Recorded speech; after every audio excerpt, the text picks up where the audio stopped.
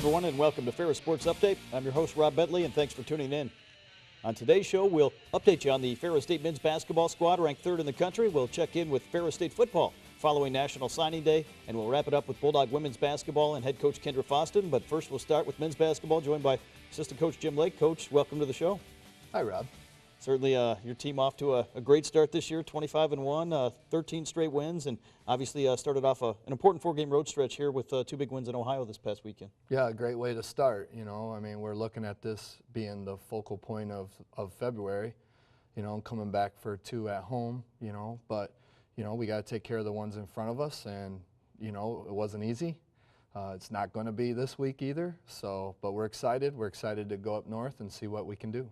As we'll see from some of the highlights here in the two games this past week, any given night in the GLIAC, anyone certainly capable of beating anybody else. No doubt about it, and it's happening that way, not just in our league, but in other leagues too. I mean, you know, it's that time of year now where people have got a lot to play for. You know, they're playing for seeds and regions and getting into the tournament, and it's that you can feel it. You can feel it in the air right now. So, you know, the example, Saturday's game was definitely one of those kinds of games. So, you know, we're excited. We're excited about our club, and we feel like we're starting to really round into some of our best basketball. As we go to some of the highlights, we'll start with Thursday's game, taking on Tiffin University. Final time as conference members battling here in a tough place to play here inside the Gilmore Center. No doubt, and you know, everyone's on top of you. They had a great little promotion going on with the Make-A-Wish Foundation. They had a nice crowd, but you know, we were able to get out.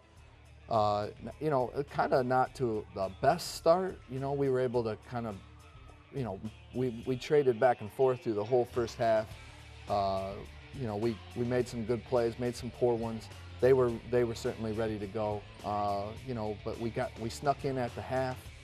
You know, able to make a couple plays in a row and get a 6-point lead going in, and that really took momentum into the half for us.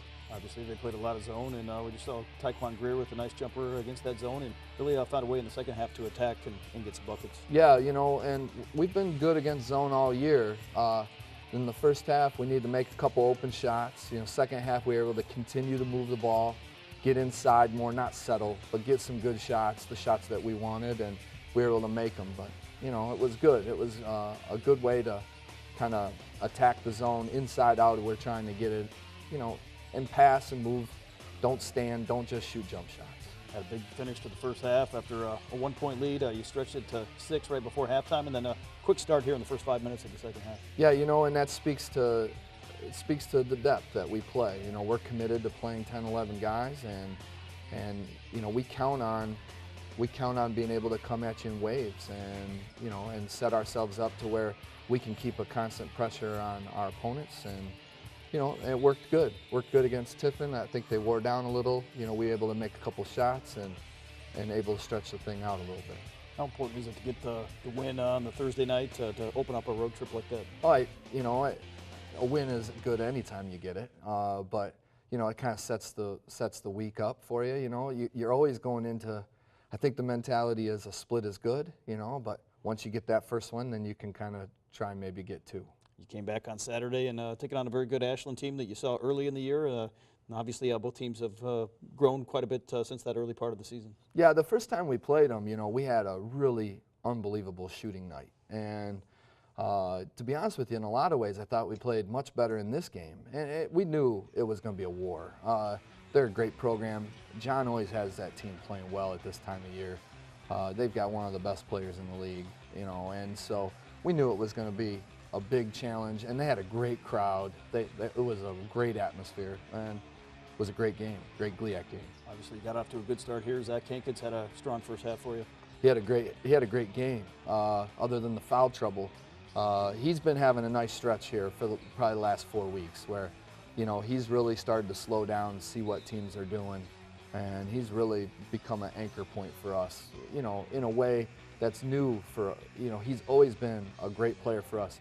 Always been a game changer, but now he's really turning it on the offensive end, and we're for it.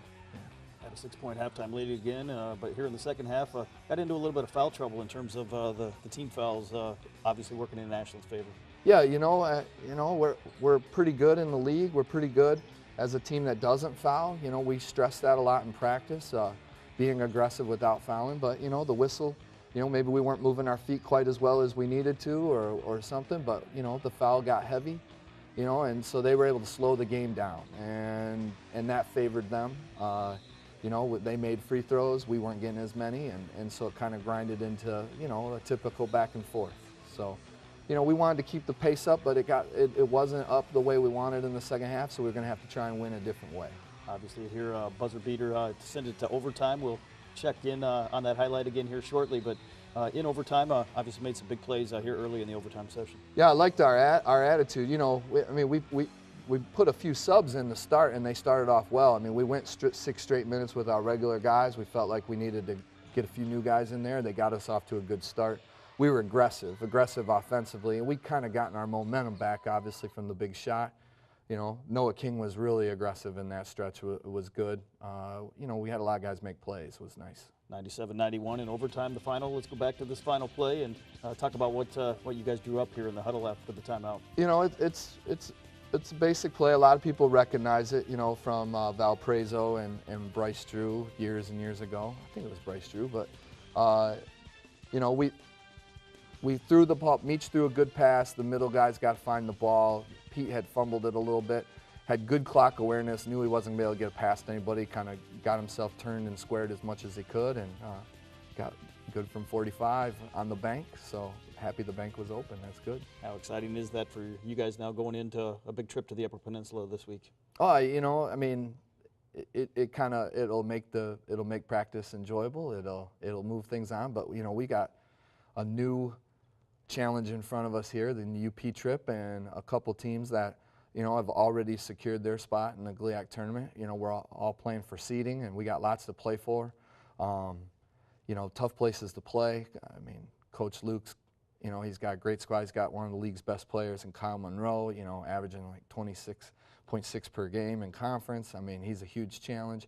You know, Heath is playing unbelievable, like you would expect. I mean, they're going to bring a new challenge to us on Thursday, and then Coach Saul's got Northern, you know, having one of the better years they've had in a long time.